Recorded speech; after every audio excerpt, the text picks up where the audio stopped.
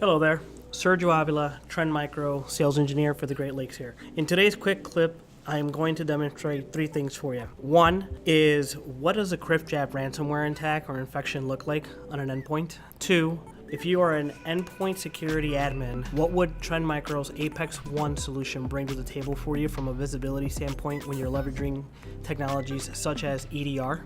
And three, if you're running Trend Micro's Apex One solution on your endpoints, how would that stop infections and attacks such as CRYPJAFF? Step one, what does a CRYPJAFF infection look like on an endpoint? So in this quick demonstration, I am going to replicate what a typical end user without proper layers of security would experience if in fact a CRYPJAFF infection came in. So this end user is going into their Gmail account and they just received an email from good old Mr. Schultz. Well, Mr. Schultz is being very friendly today and he's handing out a free version of Need for Speed. So he's saying, hey, go ahead buddy, download this and enjoy it.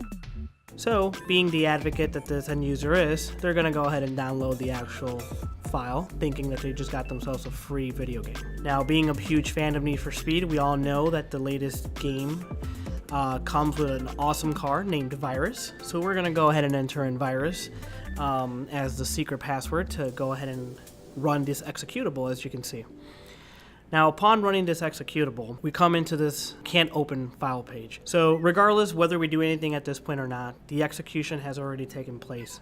And at this point in time, in the background, the proper steps are being taken to infect and encrypt this machine, as you're seeing here. So CRYPJAFF have now effectively taken over my machine. My desktop has been changed, as you can see. I do have a README file that I can go ahead and open here, and if I do, there's also a text file which would actually show me instructions on how to pay the ransomware. And ultimately, if I start opening up any of my documents within my machine, I am going to come to realize that everything in fact has been encrypted. Definitely not a great position to be if I'm this end user at all. So step two, as an endpoint system admin, you want to have visibility into everything. You want to be able to tell a story and go back to your C-level folks when an incident like this ever happens in your organization and assure them that you have the proper tools and layers of security to help be able to paint that picture of what truly happened. So here in this example, I'm going to show you really quick, kind of a quick overview of our EDR solution. As you can see here through our console, we have three machines that are showing threats of critical threats along the ransomware side of the world. In this case, as an example, we're going to specifically focus on the Windows machine because our end user opened up a ticket and informed us that there was a new readme.html file that existed, and here that's pretty much what we're verifying, that readme.html does exist.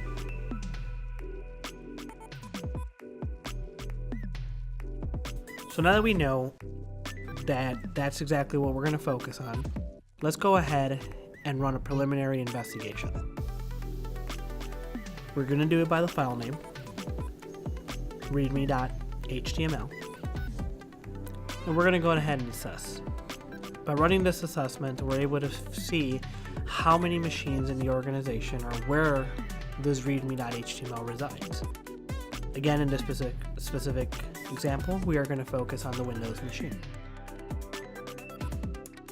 We're going to go ahead and generate a root cause analysis, also known as an RCA, and give it a name like README.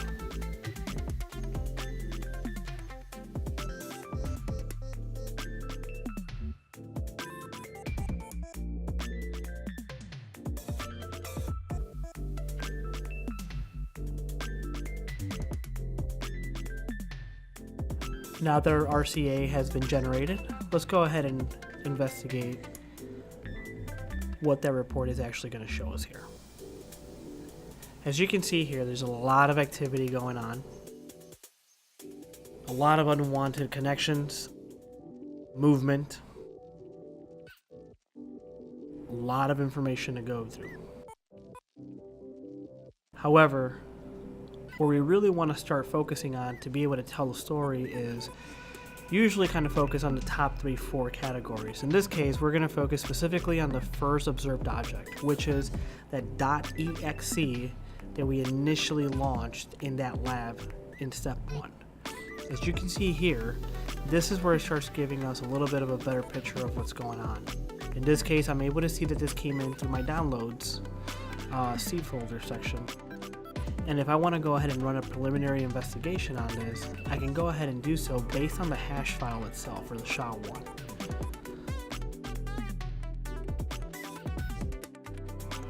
And just to make sure that we do have the proper machine, we run that assessment again.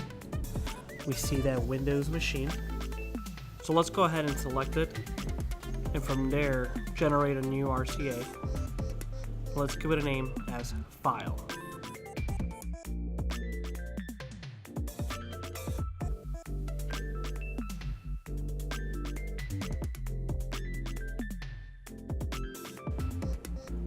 So now that we go into the actual file root cause analysis, we see here that we have a little bit of different movement as well, right?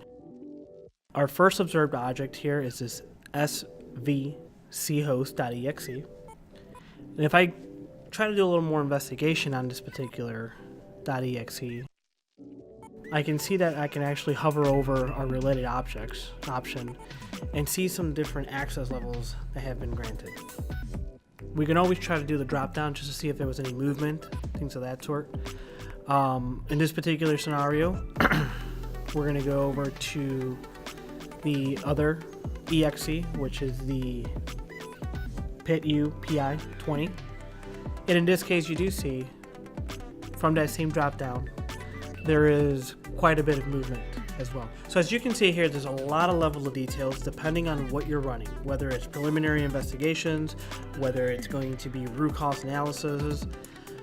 Nevertheless, you are going to have a robust amount of information to be able to give you the full story, to be able to tell whether something came in, where did it come in from, where did it go, how did it go, but more importantly, is it still here? How do we eliminate it? Step 3. Let's go ahead and run through the scenario where the end user's experience is going to be very different because they are running Trend Micro's Apex 1 solution. In this exact same scenario, our end user is going to go through this exact same process of opening up their Gmail and re-downloading that .exe CRYPJAFF encryption. Because Trend Micro is an organization that cross-blends both traditional security as well as next-gen capabilities such as application control, behavioral monitoring, high-fidelity machine learning, cloud sandboxing, they are able to deliver a full-fledged solution and provide our end users with the proper tools and proper layers to protect against any sort of threats that are out there. In this case, our CRYPJAFF infection here, as you can see, has been caught by real-time scan. No matter how persistent the end user is, we will always catch this particular threat for them. Thank you for watching. If you have any questions, feel free to reach out to any of your technical folks for any further assistance. This was Sergio Avila. Have a great day.